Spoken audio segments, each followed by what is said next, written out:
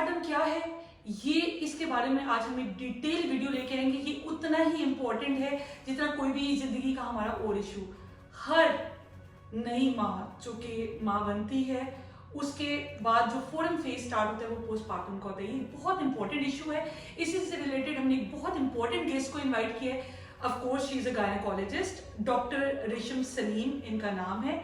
She is consultant gynaecologist civil hospital Sialkot, Islam hospital Sialkot में भी ये करती हैं प्रैक्टिस।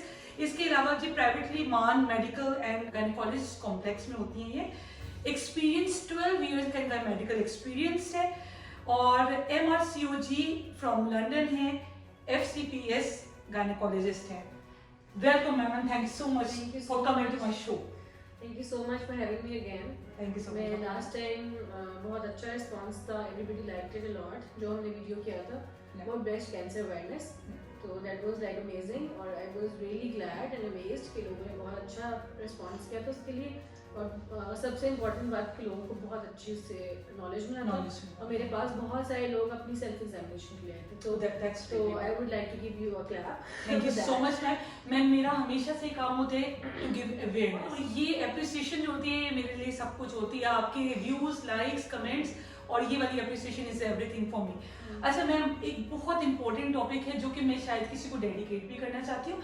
एक बहुत फेमस पेज है, बहुत सी हमारी माएँ उनको जानती होंगी, स्केडी अम्मी के नाम से है और उनकी फाउंडर है Ayesha Nasir. Is a newly mom, अभी भी वो मदर बनी है। और उनका एक पोस्ट पड़ा था जिसमें उनकी एक पिक्चर थी और उसमें वो she smiling holding her baby, है ना। तो उसमें उन्होंने लिखा कि पिक्चर्स डू लाई। तो वो कैप्शन मुझे बहुत अच्छा लगा। वो कहते हैं कि मैं पोस्टमार्टम में से गुजर गई, फोटोग्राफर ने मुझे बताया कि स्माइल कैसे करना है, otherwise I was not in the condition. Ma'am, what is postmortem? Postmortem is actually a period, the moment जो बेबी बॉर्न हो जाता है, प्लेसेंटा आउट हो जाता है, वहीं से उसी मोमेंट से पोस्टमार्टम स्टार्ट हो जाता है। और ये लास्ट कब करता है? 6 वीक्स। 6 वीक का मतलब है वो जो 40 डेज माएँ फॉलो आते हैं और हमने सुना ही होगा चिल्ला कहा जाता है। लेकिन मतलब कि let me like add on, ये पोस्टमार्टम पीरियड इतना ही नहीं है। ये औरत की बॉडी के साथ चेंजेस, अडेप्टेशंस, एवरीथिंग जो है ना वो लास्ट करती है फॉर अबाउट अ ईयर। औरत को इस चीज में इसको कहते हैं एक्चुअली अ ट्रांजिशनल फेज, जिसमें औरत जो है वो बहुत काफी चेंजेस चल रहे होते हैं। पहले वो बहुत जॉयस होती है, बहुत खुश होती है कि वो माँ बन गई है। लोग बहुत सराउंडिंग के फादर, घर के इन-लॉज, मतलब के मदर पैटर्नल साइड सब बहुत एक हैप्पीनेस फेज में होती है। They actually don't understand what a female is going through during that period. तो उसमें एक joyous टाइम है फीमेल के लिए भी और बाकी सब टाइम के लिए। लेकिन apart from the joyous and happiness period, उसके अलावा औरत के लिए बहुत बड़ी ट्रांजिशन चल रही होती है।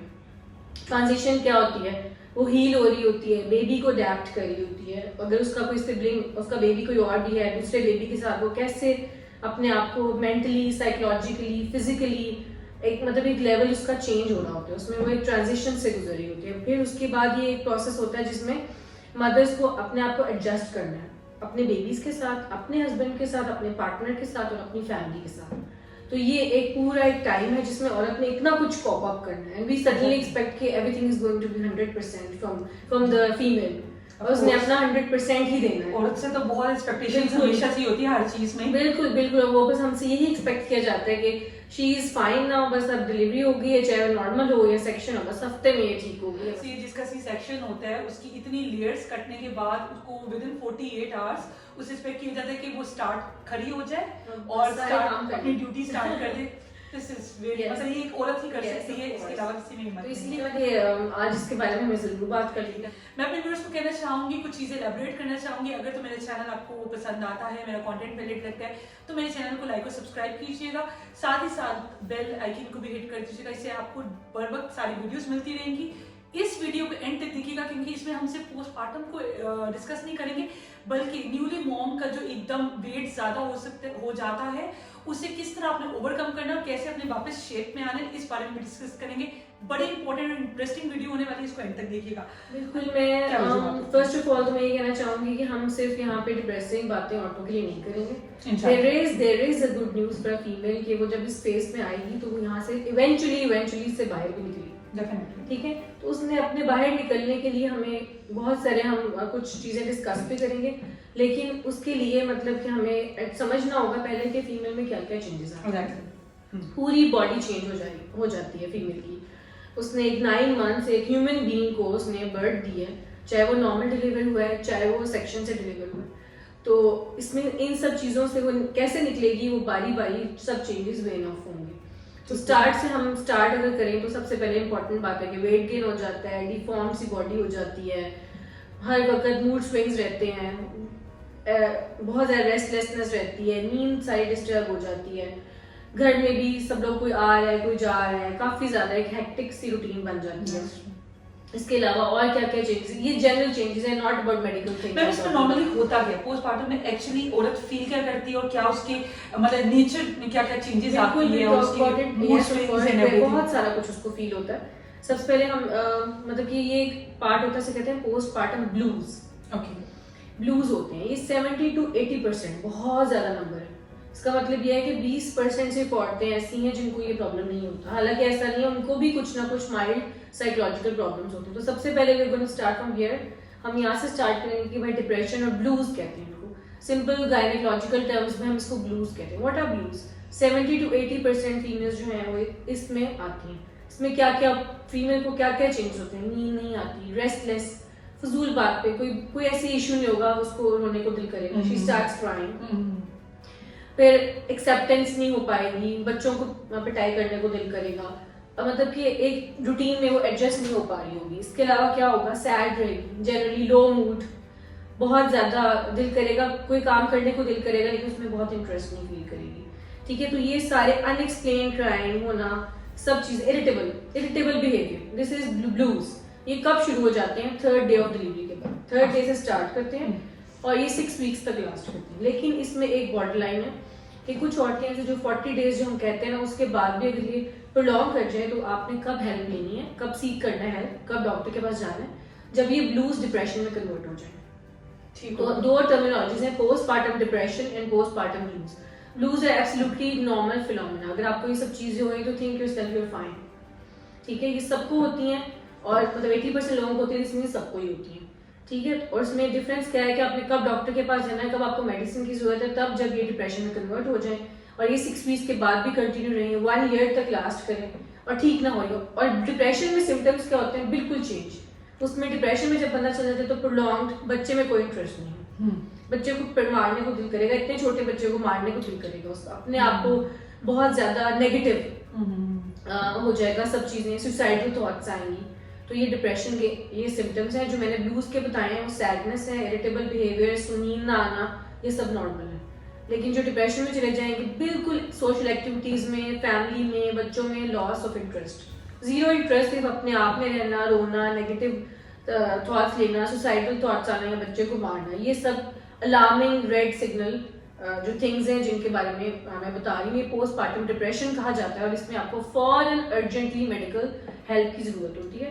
इससे आपने अपने डॉक्टर से जाके बात बताना होता है फौरन, ताकि आपको फौरन हेल्प दी जाए, क्योंकि एक माँ जब घर में जो है वो प्रॉपर ठीक नहीं होगी, ना बच्चे ठीक होंगे, ना फैमिली ठीक होगी, ना हस्बैंड ठीक होगा, कोई भी सब सिस्टम खराब हो जाएगा।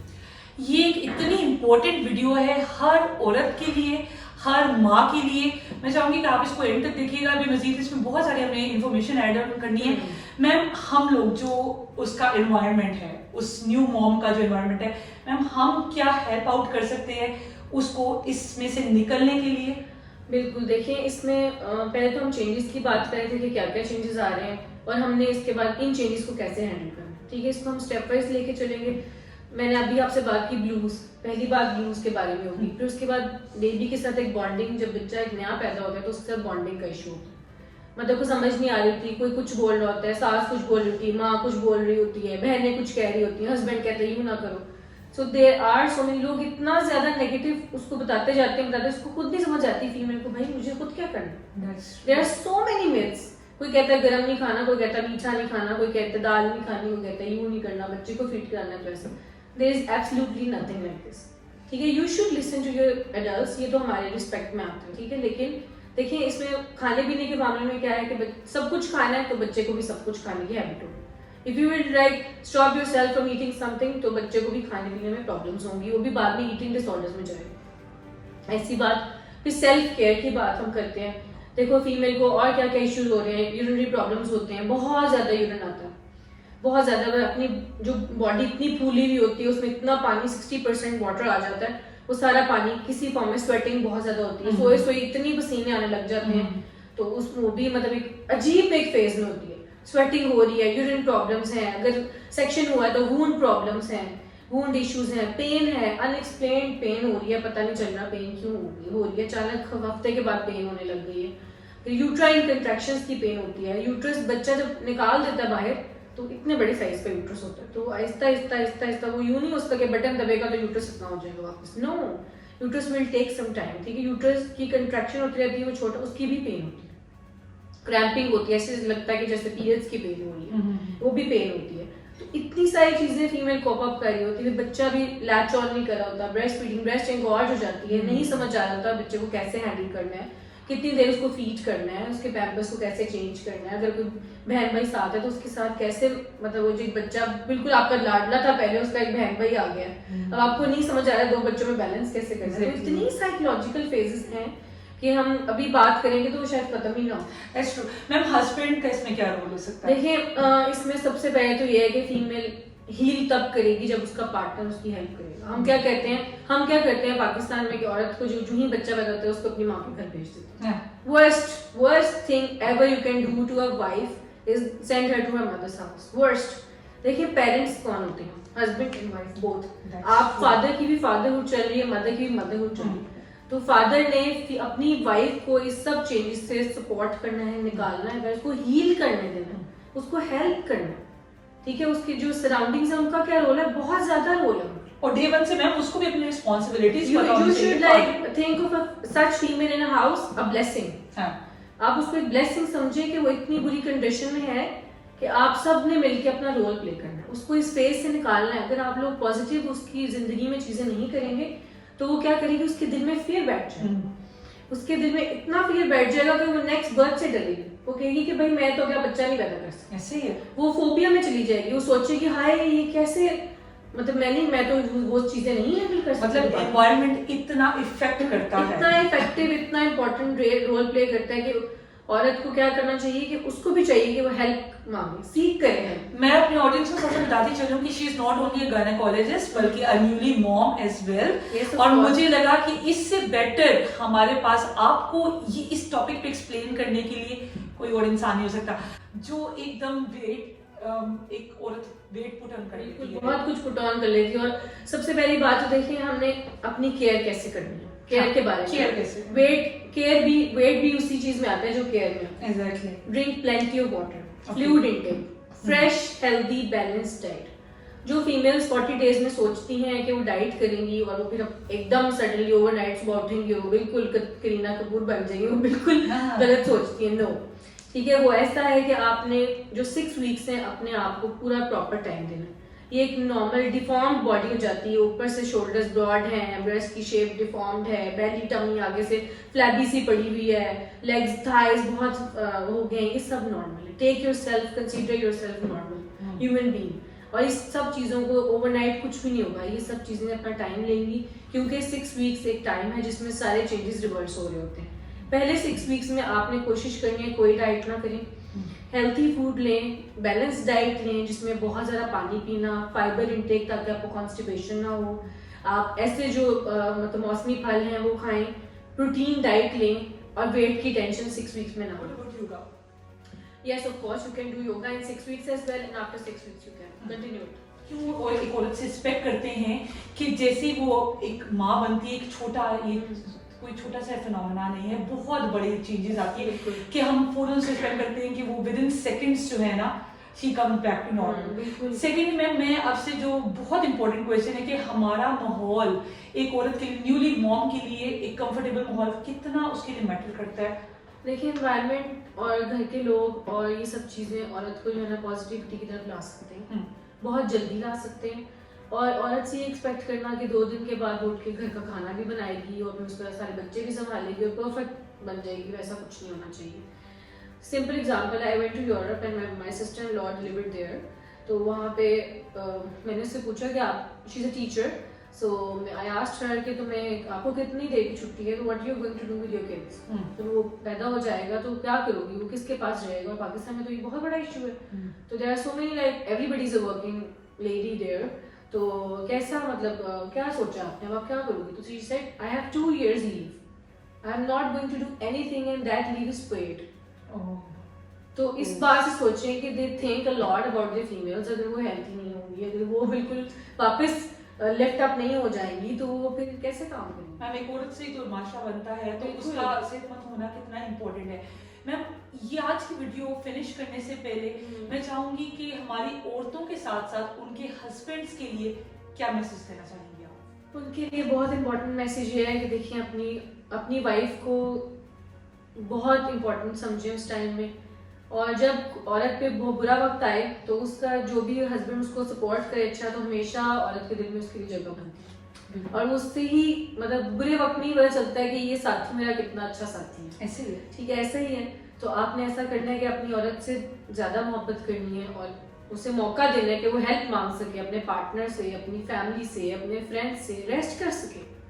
ये उसका टाइम है रेस्ट करने का, उसको चाहिए कि वो ज़्यादा सा सोए, जब बच्चा सोए तो वो भी सो जाए। ऑब्वियसली बच्चा 2 घंटे बाद उठ जाएगा, हर 2 घंटे बाद बच्चा उठेगा, तो अगर वो सोएगी नहीं तो क्या वो 24 आवर्स जाग के एक विशियस साइकिल में मूव करेगी, और साइकोलॉजिकली इतनी नेगेटिविटीज उसके दिमाग में आ जाएंगी कि जो काम उसने अच्छे तरीके से भी करना है वो भी बुरे तरीके से करेगी। एग्जैक्टली। ठीक है, तो औरत को भी चाहिए कि उसको जब प्रॉब्लम लगे, कि उसको लगे कि नहीं मैं मैनेज नहीं कर पाई, तो she should seek help. Definitely. ठीक है, बहुत सारा रेस्ट करे, अपने आप को हील करने दे, और ये मत समझे कि मैं बिल्कुल ठीक हूँ, मुझे कोई मसला नहीं है, मुझे कोई पेन नहीं हो रहा है, कुछ नहीं है। देखिए ये टाइम बहुत इंपॉर्टेंट है, इसमें जो आप रेस्ट करते हैं, अपनी बॉडी को टाइम देते हैं हीलिंग के लिए, अच्छा खाते हैं, प्लेंटी ऑफ वाटर पीते हैं, अच्छा से सोते हैं, उसके बाद क्या होता है कि आप जो 6 वीक के बाद पहले बार से भी ज्यादा स्ट्रॉन्गर होकर बाहर आते हैं। एग्जैक्टली। ठीक है, और अगर आप इस तरह का काम नहीं करते तो आप क्या होता है उसके 6 वीक्स के बाद आप बिल्कुल छोटा सा भी काम करते हैं, तो हाय मेरी बैक में दर्द, मेरी यहाँ दर्द, मेरे कंधों में दर्द, तो अब लाइफ लॉन्ग जो है ना वो पेन्स का एक प्रॉब्लम बन जाती है आपके लिए, इतनी बड़ी प्रॉब्लम बन जाती है कि थोड़ा सा काम करते हैं मैं खड़ी नहीं हो सकती, हाय मेरी कमर में इंजेक्शन लग गया था, ये प्रॉब्लम्स हो गए थे। अगर आप अच्छा अपना ख्याल रखेंगे, हस्बैंड ख्याल रखेगा, फैमिली सपोर्ट करेगी, बच्चे को हेल्प करने में, बच्चे के साथ रूम इन करेंगी, बच्चे के साथ अच्छी एक बॉन्डिंग डेवलप कर लेंगी आप इस टाइम में, तो आप अपनी फैमिली के लिए एक एडजस्टमेंट जो आपने नया प्लान अल्लाह ने आपके लिए दिया है कि अब 2 से 3 हो गए हैं, 3 से 4 हो गए हैं, तो वो वाकई एक अच्छी तरह बॉन्ड बन के 4 बाहर निकलेंगे 6 तो बहुत जरूरी है। और ये हम लोग क्यों भूल जाते हैं कि एक अच्छा माहौल एक औरत को जल्दी रिकवर करने में और बच्चे के लिए भी बहुत इंपॉर्टेंट है, उसको डे 1 से उसको सारा इन्वायरमेंट का पता चल रहा होगा, तो ये बहुत जरूरी है। Thank you so much ma'am, मैं आपको बहुत शुक्रिया अदा करना चाहूंगी कि आप टाइम निकाल के, ये बहुत इंपॉर्टेंट टॉपिक है जिसमें मुझे बुलाया और मैंने बहुत जो है वो काफी बातें की और भी बहुत सारी करना चाह रहे थे। इंशाल्लाह मे भी इसका पार्ट 2 भी हम लेके आए, लेकिन मैम ये इतना इंपॉर्टेंट टॉपिक है कि जो कि शायद हमारी औरतों को ज्यादा पता भी नहीं हो और वो इसमें से गुजर रही होती है, इसका भी उनको पता नहीं चलता। बिल्कुल उनको ये बताया जाता है कि अब आप बिल्कुल डिलीवर हो चुके हैं और आप बिल्कुल नॉर्मल हैं, अब आप बिल्कुल ठीक है, आपको कुछ नहीं है ऐसा उनको बताया जाता है, ऐसा उनके दिमाग में जो है वो डाला जाता है, लेकिन असल में ऐसा नहीं होता। Thank you once again. इसी के साथ अपने शो को एंड करते हैं। आपकी फीडबैक का इंतजार रहेगा, अपना ख्याल रखिएगा। टिल देन टेक केयर, अल्लाह हाफ़िज़।